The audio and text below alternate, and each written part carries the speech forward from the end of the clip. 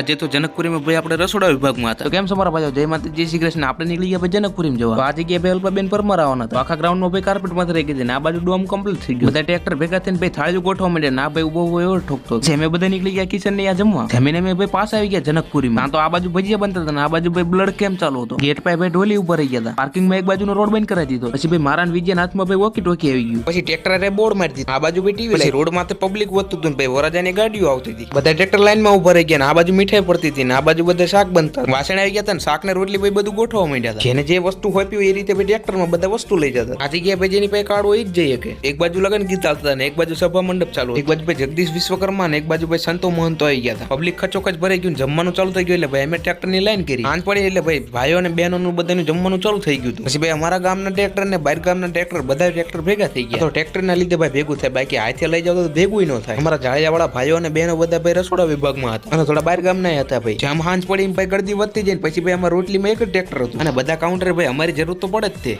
ઘર ભેગું થાને ભાઈ. પછી ભાઈ મનોજ ને હું બે રોટલી દેતા હતા. ગરમ રોટલી હતી એટલે ભાઈ મારા મનોજ ને હાથ લાલ થઈ ગયા. આ વિડીયો બહુ લાંબો થઈ ગયો. મળ્યો આપણે ભાઈ પાર્ટ 2 માં. ત્યાં સુધી બધા લાઈક ફોલો અને કોમેન્ટ કરતા જજો.